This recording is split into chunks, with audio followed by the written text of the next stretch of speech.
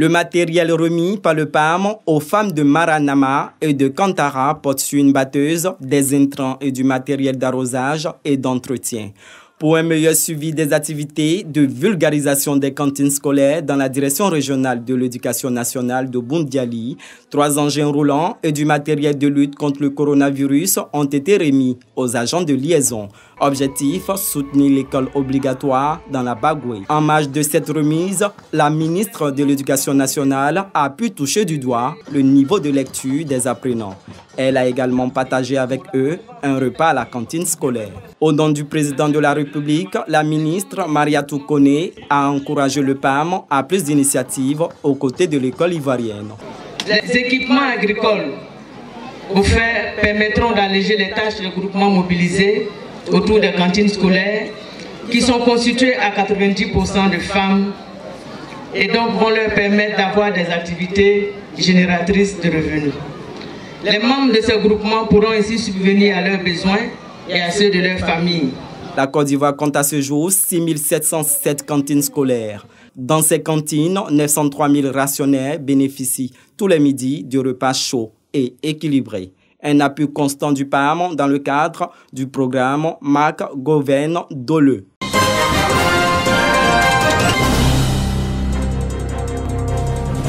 Les équipements remis aux structures sanitaires de la commune de Gagnoa sont composés de matériel de médecine générale, d'urologie, de gynécologie, de tables d'accouchement, de tables d'examen, d'équipements néonatal, de lits spécialisés d'hôpitaux, d'équipements respiratoires, d'orthopédie, de fauteuils roulants. Cette dotation d'une valeur d'environ 100 millions de francs CFA vient soulager les populations. Des fauteuils roulants et autres de M. Lassana Silla constituent pour nous une bouffée d'oxygène dans la mesure où ils contribuent significativement à l'amélioration de nos conditions de vie. Merci de penser encore une fois à Gagnoa. Je crois que 100 millions, c'est beaucoup, mais qu'ils n'oublient pas Gagnoa. S'il y a d'autres opportunités, qu'ils passent encore à Gagnoa. Ce don en matériel biomédical est l'œuvre de l'ONG américaine Wisconsin Medical Project, ONG sollicitée par un cadre de la région du Gore en la personne de l'inspecteur général des finances, Lansana Silla, qui en plus du matériel biomédical a offert 500 chaises aux populations. Quel message le patriarche Yacouba Silla nous a laissé? C'est l'amour de son prochain, c'est aimer l'autre, l'aimer plus que soi-même. Donc c'est au nom de ces valeurs qui nous ont été enseignées par le patriarche Yacouba Silla que nous aimons tant Gagnoa. Il a dit qu'il allait être l'esclave des habitants de Gagnoa. Nous essayons de marcher dans les sentiers qu'il a déjà tracés. Je joins l'inspecteur général pour apporter le soutien de notre organisation Wisconsin Medical Project, pour l'accompagner toutes les actions qu'il peut apporter pour Gagnoa et dans le même sens que Kennedy, qu'est-ce que lui il peut apporter pour Gagnoa au lieu de ce que Gagnoa peut apporter pour lui. Fondée depuis bientôt 10 ans, l'ONG Wisconsin Medical Project est composée de professionnels du corps médical qui consacrent leur énergie à récupérer le surplus d'équipements biomédicaux dans leurs structures respectives pour le mettre à la disposition des couches défavorisées à travers le monde.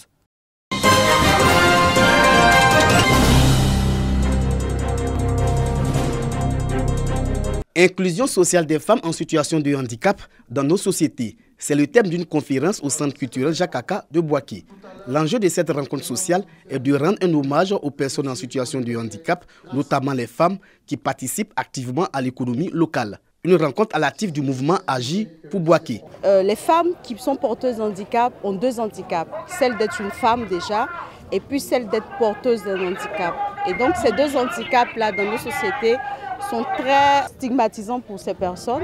L'inclusion sociale, c'est de les prendre pour les mettre dans notre société. C'est-à-dire que quand on parle d'inclure, c'est que la personne doit être à part entière dans la société. La présidente du mouvement Agir pour Boaké exprime sa joie en faveur des femmes en situation de handicap et souhaite que ces femmes soient mieux perçues dans les prises de décision. Il était quand même important pour nous de faire prendre conscience à nous-mêmes femmes, à nos sœurs, que nous devons être les premières à porter un autre regard sur les femmes vivant avec handicap, de façon à ce que notre lutte pour les droits de la femme soit complète. Et c'est un sentiment de joie et de gratitude qui m'anime ce matin. Le représentant du parrain Adama Kamara, ministre de l'Emploi et de la Protection sociale, félicite l'action. Jean-Jacques Kanga a au nom du parrain remercié les organisateurs de cette rencontre pour avoir magnifié les femmes vulnérables.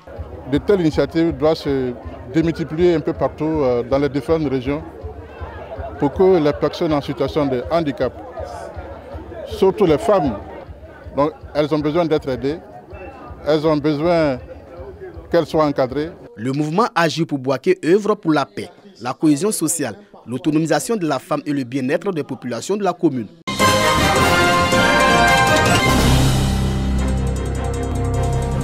Deux projets de protection de l'enfant lancés dans la région du Gontougo par l'organisation internationale Save the Children avec ses partenaires. Ces projets prennent en compte l'environnement inclusif et sans violence pour les filles et garçons les plus vulnérables et la protection sociale de l'enfant.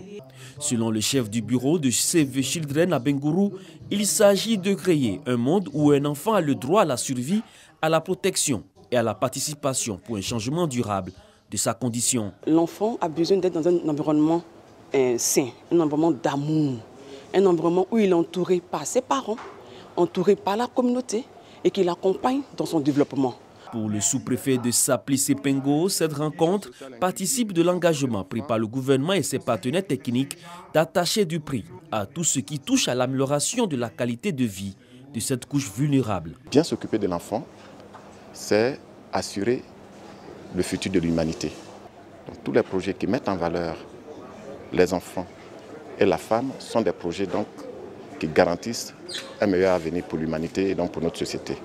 Car la femme et l'enfant constituent en réalité le socle de la société. Ces programmes sont destinés à accroître et à valoriser les droits et le bien-être de l'enfant pour une durée de 4 ans.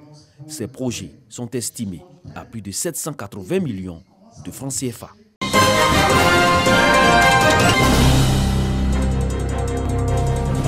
Les localités de Taï, Grabo et Tabou, dans le sud-ouest de la Côte d'Ivoire, visitées par une délégation de IDT, Société ivoirienne de télédiffusion, tournée de sensibilisation, d'explication et d'information sur le basculement du système analogique au numérique.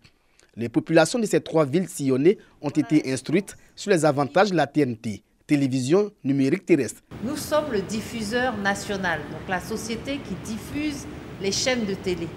Donc RTI se concentre sur son cœur de métier qui est la production. Et nous nous chargeons de faire en sorte que ces chaînes de télé-là arrivent chez vous. Les équipements de la TNT, leurs bienfaits présentés aux populations. Occasion pour la chef de délégation d'inviter les jeunes à s'intéresser aux métiers liés à cette nouvelle technologie, à savoir les métiers de revendeurs et d'installateurs d'antennes TNT. Les autorités administratives des localités visitées exhortent les populations à s'équiper en antennes TNT avant l'extinction totale des signaux prévus cette année.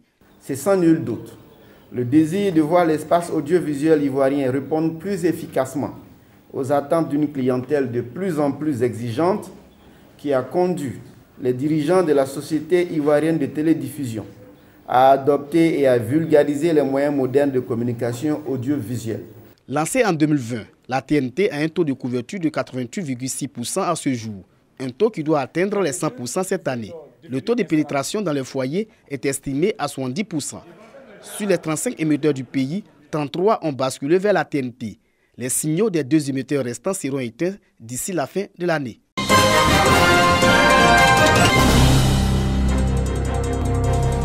Du riz, de l'huile, des pâtes alimentaires, du lait, du sucre, bref, tout pour reprendre des forces après des moments de privation, de prière et de pénitence marquant le carême, don du président de la République aux chrétiens catholiques du diocèse de Yamoussoukro.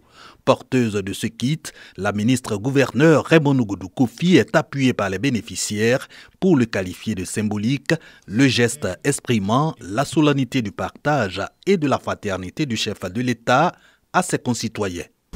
Au nom de l'Église, je lui dis merci pour la grandeur de son cœur, qui n'exclut personne.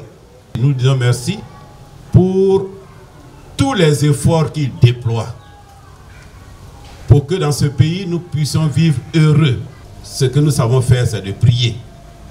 Et nous prions pour lui. Prier pour la paix et le développement, message du président Alassane Ouattara, toujours selon Raymond Godou Kofi, qui le destine à toutes les confessions religieuses. Ce message de paix, ce message de cohésion, ce message de solidarité, puisque le président de la République y parle souvent de cette Côte d'Ivoire solidaire. Il veut que les Ivoiriens soient solidaires les uns les autres.